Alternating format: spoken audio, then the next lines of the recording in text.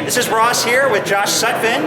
He is a co-founder of the Utah Games Guild. And I'd like Josh, if you could just tell us a little bit about what the Utah Games Guild is all about and how it helps our community out here. Yeah, for sure. So the Utah Games Guild is a volunteer organization. It's designed to grow and energize the local independent game development community. So what we mean by that is bringing everyone together in events and sharing our knowledge and sharing our access to industry contacts and press and things like that. Obviously everyone talks about the importance of networking and who you know and all that stuff is something we've been able to help out with a lot. And it's mutually beneficial. And then events like the game night that we're doing here, which is a really great way to get indies in contact with the public, which is often something that especially very new indies and exclusively hobbyist indies sometimes have a little trouble figuring out how to do. And so we've got a fantastic partnership with Leonardo and a fantastic venue that a lot of people already know about. So it's a really good opportunity for everybody. That's awesome. In the past I've described the difference between a AAA and an indie developer as like the Imperial Empire, the Death Star versus a lone X-Wing fighter.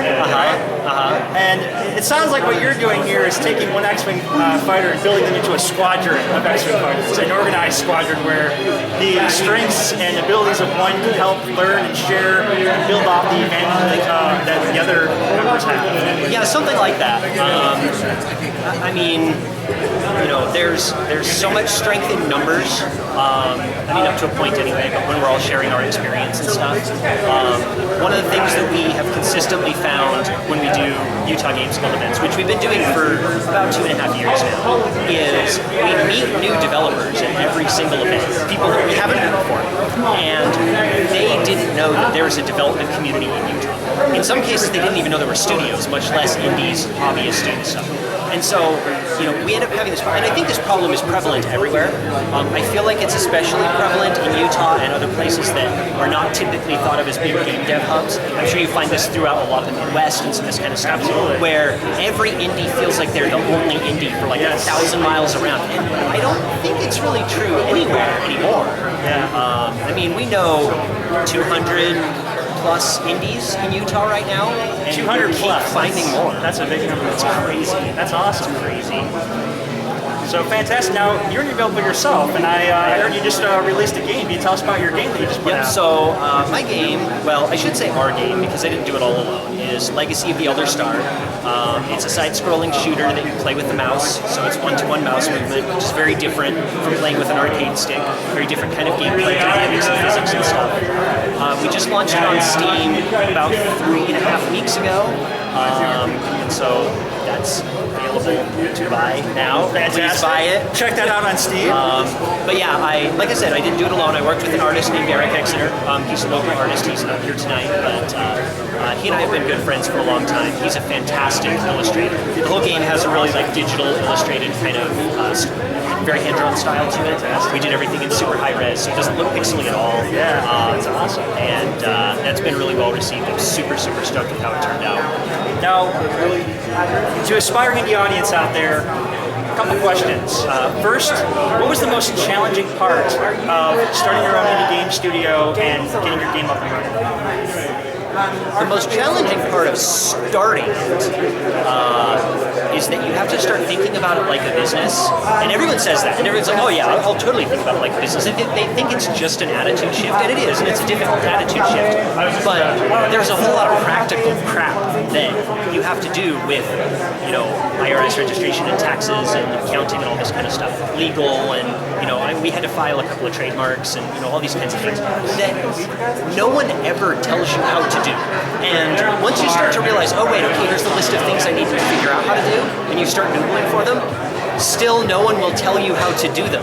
All that they will do is say, well, I'm not a lawyer, you should talk to a lawyer. Well, I'm not an accountant, you should talk to an accountant. You're like, but I don't want to go spend $5,000 on, they're not really that expensive, but that's what it feels like when you start talking to them. So that was a big challenge. We got through it. It was a few months of research and figuring it out. So, flip side, what has been the best part about being a developer? Well, the very best thing, I don't know, there's sort of two things. It depends on what day you ask. The freedom is huge, and I don't just mean the creative freedom. Obviously, that's a big thing. That's what a lot of people, probably most people, I would guess, want to get into indie for, is because they want to make their game. They don't want to make the Empire Death Stars. So that freedom is really cool. But there's also like, I was full-time indie, so I had freedom of schedule.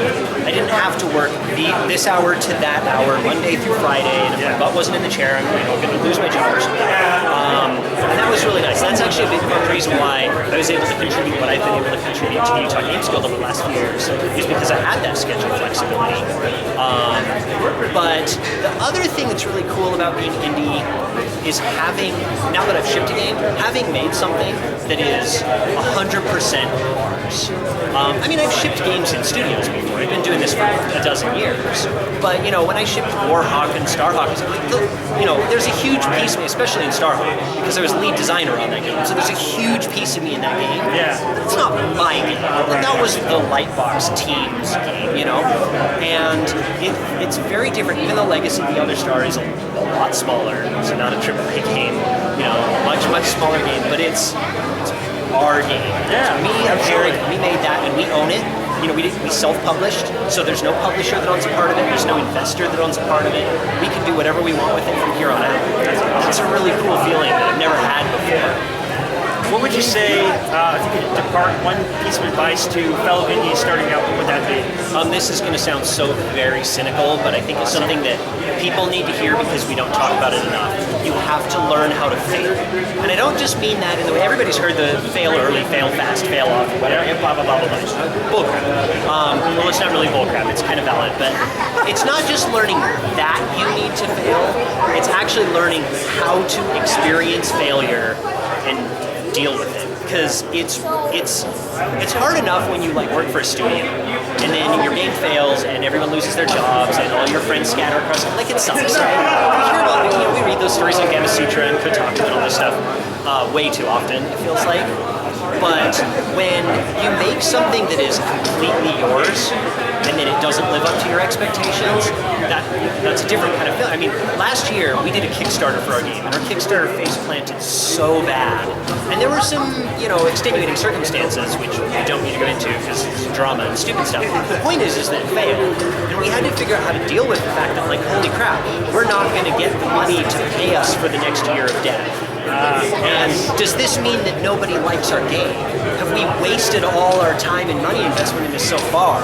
You have to be able to make the decision, do we go forward or do we cut our losses? And it's not just about you just have to have the grit to sally forth. Sometimes the right decision is knowing to cut your losses. That's a hard decision to know how to make. And even if you know how to make it, it's a hard decision to emotionally make when you need to make it. So, reminds me of this line in my favorite movie, The Core.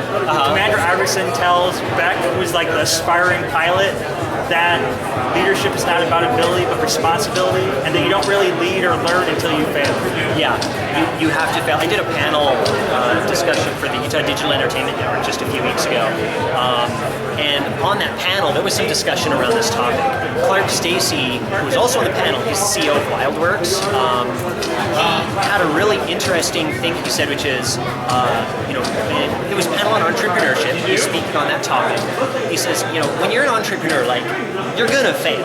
That's part of entrepreneurship. Most new businesses fail. Most entrepreneurs do. I don't remember. I think depending on who you ask, the numbers vary. 3 to 5 businesses that they try and they fail before one actually catches on. But the point that he made was that failure as an entrepreneur doesn't mean failure as a person.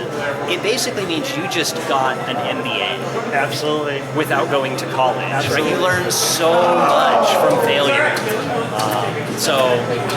Learning how to fail is, I don't know how to teach that skill. I think you just have to do it. Fantastic. You just have to screw up, but it's super important. So if somebody wanted to get involved as an indie developer and get immersed in this community, what would they need to do? So the Utah Games Guild, we've got our website, utahgamesguild.com. We're also on Twitter and Facebook, Utah Games Guild. So we're pretty easy to find. And we post about the different events that we're doing. We also try to post about some of the other game dev community organizations in the Valley. There are actually several, and we're all trying to cooperate with each other so that collectively we're covering all the bases rather than all of us competing to sort of be the one true indie dev, whatever, because that would be stupid. So it's, we're as good at entry point as any to get into some of the other community stuff that's available as well. Come to any of our events and talk to us.